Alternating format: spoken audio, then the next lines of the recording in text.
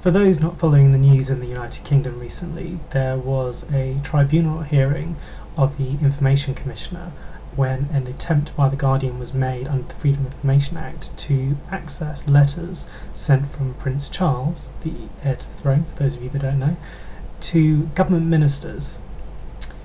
The contention that The Guardian has made in its request is that the Prince has written frequently, possibly too frequently, to ministers within the government, and that he has used his position as heir to the throne to try and influence government policy on issues such as education,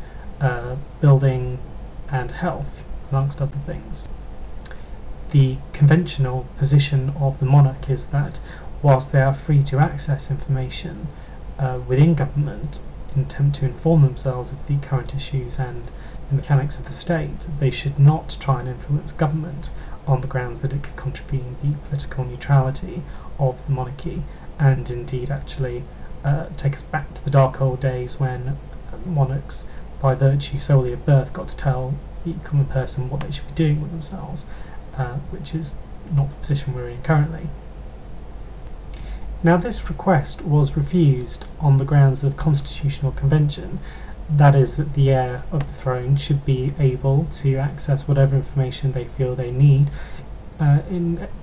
order to educate themselves. In a separate but related matter, the Freedom of Information Act, that indeed this request was made under, has actually been amended so that any documents that relate to correspondence or issues relating to the monarchy will automatically be kept secret for 20 years now, no matter what the public interest is in their disclosure. That means that we have to wait for 20 years before we can even request to see something that relates to the monarchy, no matter how pertinent it might be to public matters. Now, it's a common misconception that the United Kingdom is a democracy. It isn't. It's a constitutional monarchy. The monarch is the head of the state and plays a role in society and is not a figurehead. He or she actually has a position to fulfill, and they actually still hold many powers. The role of the monarch is not quite as simple as one might think, however. It's evolved over time from a position where it started off as the monarch, the one authority, where one person, through simply by virtue of birth, was able to command anyone to do anything, to a position of limited power, but still being in a position where this person ruled the country. This was following the Civil War and the restoration of the monarchy, to the position it occupies today, where the monarch reigns over the country and holds theoretical power, but in reality only exercises those powers under the advisement of a democratically elected representative government who rules in the name of the monarch, but ultimately does what the people elect them to do and what that government of the day wishes them to do. Now, as heir to the throne, it is right that Charles be able to know what government is doing and have access to whatever information he decides it's necessary to further his education on the state and government. He is expected in his role as monarch, whenever the time comes for him to do that, that he will act as advisor and counsel to the government of the day, as the current monarch does and all monarchs that has preceded her through to the Restoration. The difficulty here is the extent to which Charles is interacting with the government.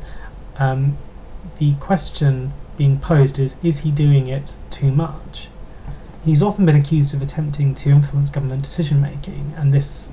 does definitely go beyond what is considered acceptable under the conventional understanding of the monarch's role,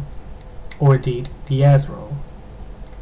This question often comes down to a polarised argument. Supporters of the prince and his actions say that he has a right to an opinion, like everyone else, and he should be right to express it, including to writing to ministers if he wishes, just like any member of the public can do. Opponents would say that the prince should keep his nose firmly out of government business and that he should do nothing which in any way calls into question the neutrality of the monarchy. Like most issues, I think the truth remains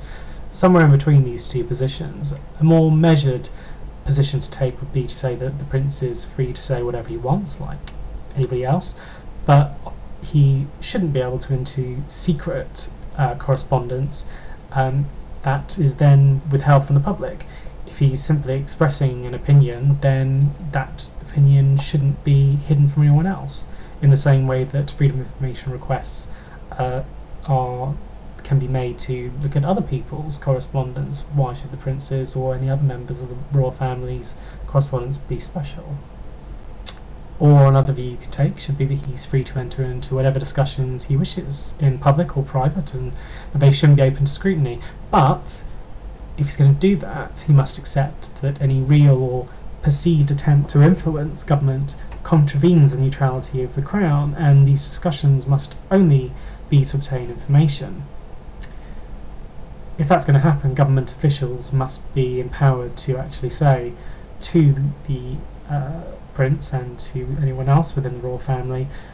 you're actually overstepping the mark now, and you've gone beyond asking for information to trying to exert influence, which we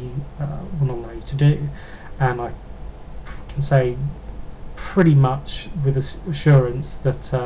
that doesn't happen now. If you get a letter from Prince Charles saying, I'm interested in this issue and it is my opinion that you should ... you're going to take notice, even though actually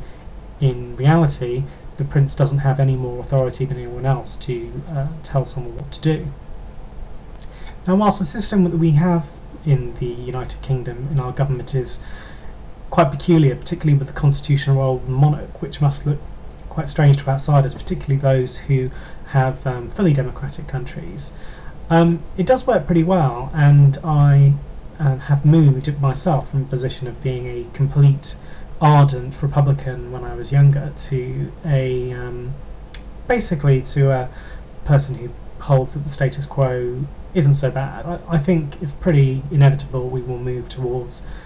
full republic status eventually, but I'm not clear it's going to necessarily happen in my lifetime, or that it has to be soon particularly. I think it's an inevitable movement we will make, but I think the system ain't broke, so let's not worry about it too much. However, again, the monarch's role has evolved, it's changed, and it will continue to change, and it's difficult to try and make decisions or interpretations about what is right or wrong for the monarch to do in our constitution, given that a lot of it's unwritten, or it's written down in more than one place. There is no one codified document that says this must happen, this must not happen, like, for example, the United States Constitution, which is very clear and can only be modified in exceptional circumstances.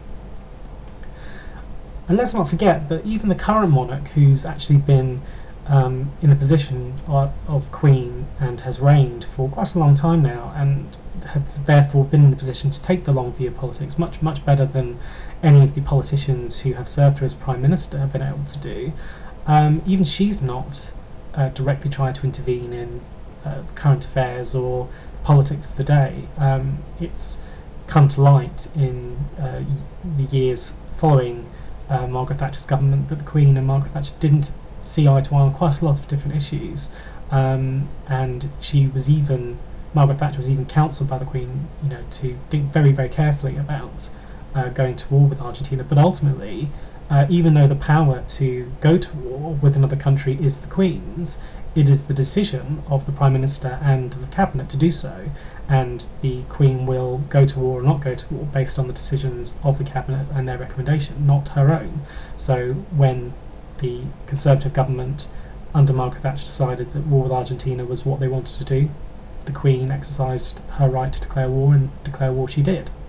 In closing, I think I would conclude that it's only fair that we allow Prince Charles the freedom to exercise the rights afforded him within our constitutional framework. Those are his rights, he should be able to exercise them just as anyone else who has rights to.